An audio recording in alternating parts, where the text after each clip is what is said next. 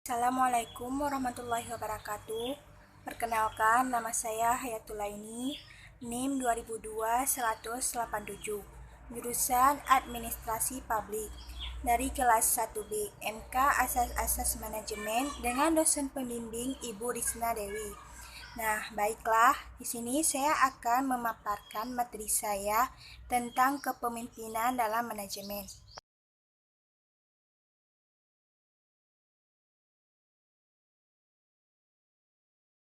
Kepemimpinan dalam manajemen. Kepemimpinan administratif dan manajemen. Administrative and managerial leadership. Yang pertama ada kepemimpinan administratif. Administrative leadership adalah kemampuan atau bakat untuk mensukseskan tercapainya tujuan dengan inisiatif atau kreasi-kreasi baru dan penemuan baru. Yang kedua ada kepemimpinan manajemen, managerial leadership, yaitu pemimpin atau manajer yang mempunyai kemampuan untuk menyelesaikan tercapainya tujuan dalam arti pelaksanaan yang bersifat teknis operasional. Pengertian kepemimpinan.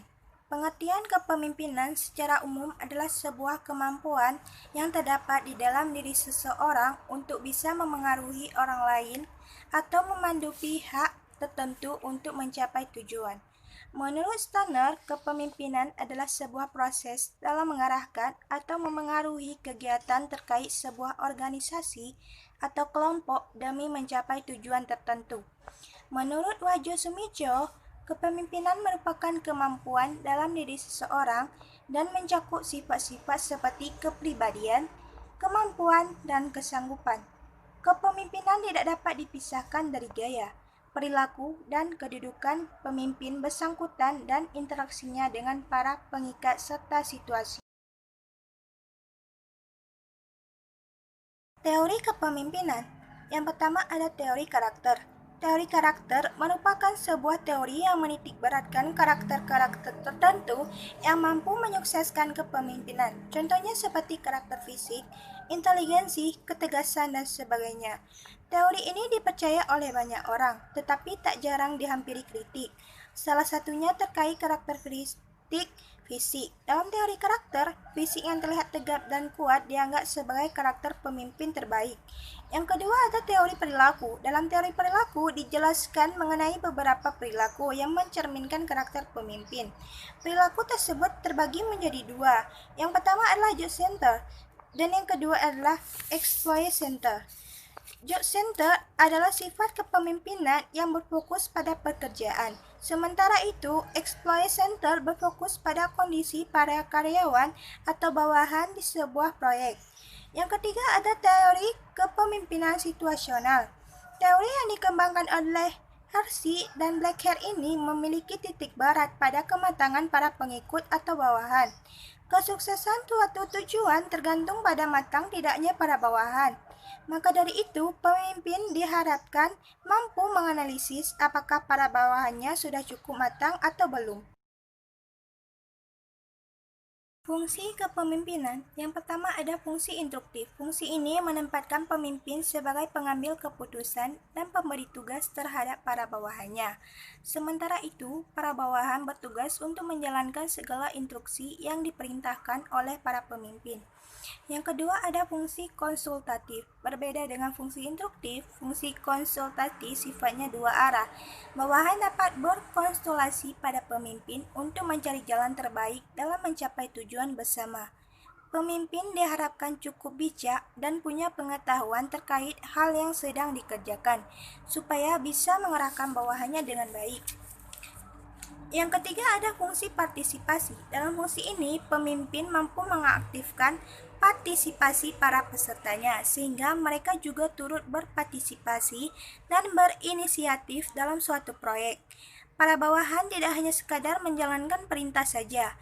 Yang keempat, fungsi delegasi. Dalam fungsi delegasi, pemimpin mampu untuk mendelegasikan suatu wewenang kepada orang lain yang memang sesuai dengan tugas tersebut. Bukan hanya mampu memerintah, ia juga harus mampu untuk mengetahui tugas-tugas yang cocok didelegasikan kepada bawahannya. Yang kelima ada fungsi pengendalian. Fungsi pengendalian berarti pemimpin harus mampu untuk mengendalikan segala aktivitas bawahannya agar efektif bertugas untuk menyelesaikan tujuan dan tak keluar jalur. Dalam menjalankan fungsi ini, dibutuhkan pemimpin yang tegas dan juga pemimpin yang teliti dalam mengamati bawahannya. Tujuan kepemimpinan. 1. Mencapai tujuan. Kepemimpinan merupakan sebuah hal yang dibutuhkan dalam perusahaan atau kelompok supaya tujuan dapat tercapai. Tanpa adanya satu pun pihak yang berjiwa pemimpin, tujuan sulit untuk dicapai, karena tidak ada sosok yang bisa dijadikan pegangan. Yang kedua, memotivasi orang lain. Tujuan lain dari kepemimpinan adalah untuk memotivasi orang lain agar bisa melakukan sebuah hal dengan baik dan memaksimalkan kemampuan. Bila tidak ada sosok pemimpin, banyak orang yang akan mengalami demotivasi karena tidak terpacu akan sesuatu atau tidak merasa memiliki kewajiban untuk melakukan hal tertentu. Sifat pemimpin. 1. Punya pendirian. Sebagai seorang pemimpin, Anda wajib untuk punya pendirian yang teguh. Pendirian kuat tidak akan membuat Anda mulai goyah dan juga membuat Anda konsisten dalam menjalankan sesuatu. Yang kedua, ada proaktif. Pemimpin harus proaktif. Pemimpin tidak boleh pasif, karena apabila seorang pemimpin bersifat pasif, tujuan tidak akan kunjung tercapai, bahkan akan membuat bawahan tidak memiliki rasa hormat kepadanya. Yang ketiga, ada jujur. Kejujuran mutlak harus dimiliki oleh seorang pemimpin. Sosok yang jujur adalah sosok yang dapat diandalkan dalam berbagai hal dan tidak akan mengagalkan suatu tujuan hanya untuk kepentingan pribadinya. Yang keempat, komunikatif. Komunikatif artinya pemimpin mampu menyampaikan berbagai hal dengan jelas dan tidak menimbulkan kesalahpahaman. Untuk bisa memiliki sifat ini, pemimpin harus tahu bagaimana metode komunikasi yang baik. 5. Terbuka terhadap pendapat. Seseorang boleh menjadi cerdas, tetapi percuma apabila mereka tidak terbuka terhadap ilmu dan juga pendapat baru. Seseorang pemimpin wajib terbuka terhadap setiap pendapat yang ada dan tidak boleh menutup diri. Yang keenam, tidak mudah iri.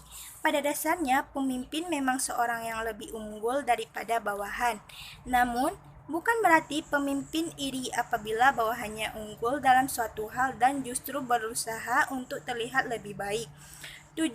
Visioner. Tentu kita tahu bahwa seorang pemimpin yang baik tak mungkin bisa meramal, tetapi setidaknya mereka punya kemampuan analisis kuat dan bisa merencanakan berbagai hal serta membuat perkiraan tentang apa yang terjadi berdasarkan data-data yang ada.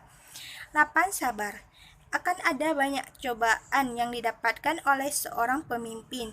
Kunci dari hal ini tentu adalah kesabaran yang besar. Pemimpin yang kurang sabar akan mudah menyerah, bahkan sebelum ia mencapai tujuannya. Macam-macam gaya kepemimpinan. 1.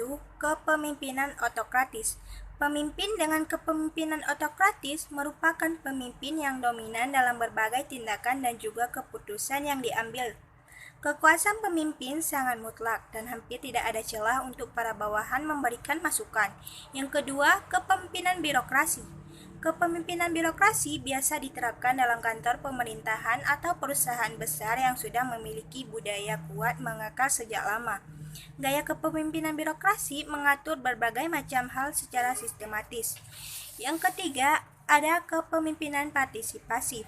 Gaya kepemimpinan yang satu ini memberikan ruang bagi bawahan untuk berpartisipasi lebih dalam pembuatan sebuah keputusan. Pendapat bawahan didengarkan tentu bila memberikan pandangan baru dan sesuai dengan tujuan yang ingin dicapai. Yang keempat, kepemimpinan delegatif. Pada gaya kepemimpinan delegatif, para bawahan diberikan kebebasan oleh para pemimpin. Maka dari itu, bawahan punya ruang untuk melakukan hal-hal sesuai dengan keyakinan mereka dan mampu mengambil keputusan sendiri. Sekian pemaparan materi dari saya. Lebih dan kurang saya mohon maaf. Wabillahi taufiq wal hidayah. Assalamualaikum warahmatullahi wabarakatuh.